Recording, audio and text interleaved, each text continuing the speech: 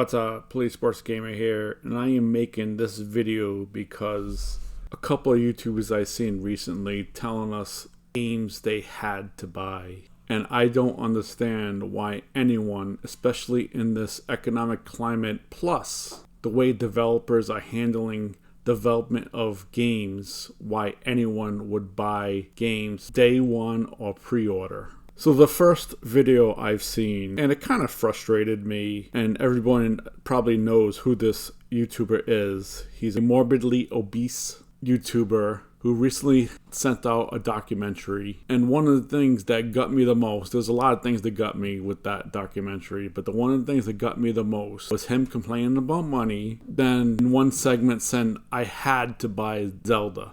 I had to buy Final Fantasy 16. I had to buy this. I had to buy that. No, you do not have to buy it. Especially when your content doesn't even deal with reviews for games mostly. When you're struggling with the money, you have to find ways to cut spending. So when you don't do that, when you keep spending, I really don't want to hear you crying about how poor you are.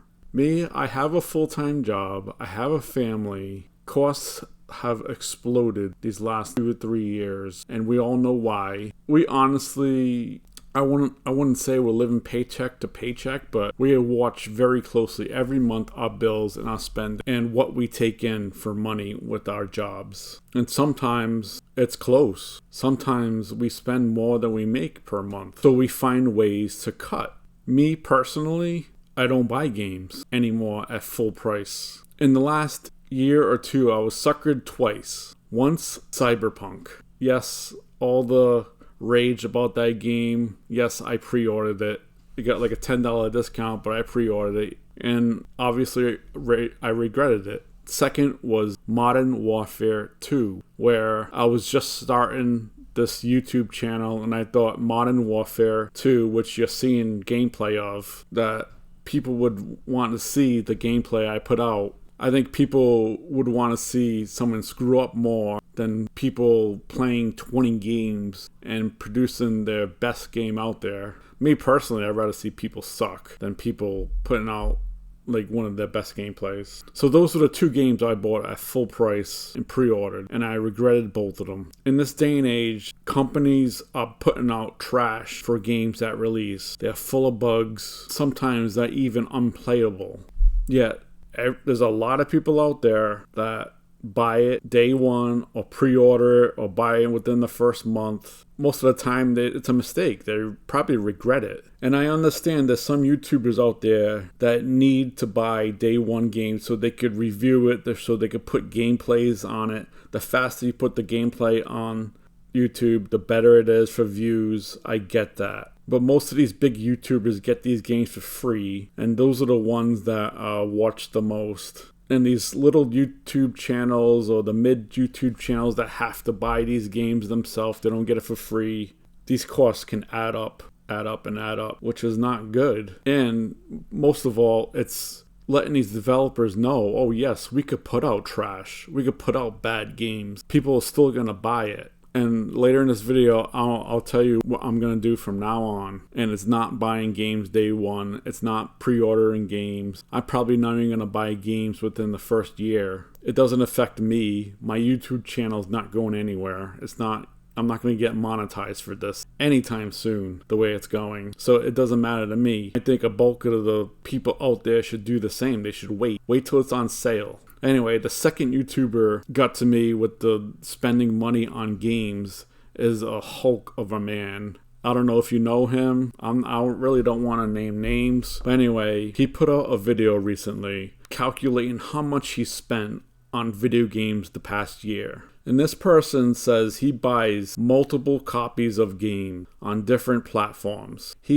He reviews some games, but he's not a person that constantly puts out YouTube videos and reviews mostly all the games out there. He just buys it just for his own personal enjoyment. And he said he spent almost $2,000 in the past year on games, which is outrageous in my opinion. And the way he was sounding like he couldn't believe how much he spent. Yet he buys multiple copies of games, and he says, oh, I just want to support the developer when buying these games. And for the small developers, I agree. But these big time developers, I don't agree. Because they will, like I said, they will see people buying games, pre-ordered, buying them full price.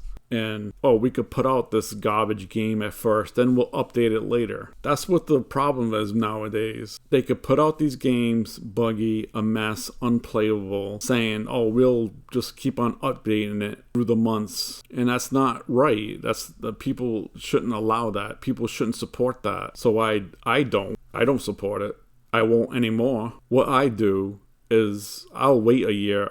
I don't buy games until at least they're under $30. Most of the time I buy games for $20 or less. And what I've been doing, and I have a video on it, is grinding Xbox Game Reward points. And I use those points to get gift cards, and I use those gift cards to buy games, cheap games. And I'll link that video in the description. And I know, like I said in my video, it's harder and harder to grind points since Microsoft is reducing the amount of points people get. But me personally think that's a great way to buy games for Xbox, at least. I don't know. I don't think PlayStation has a program like that.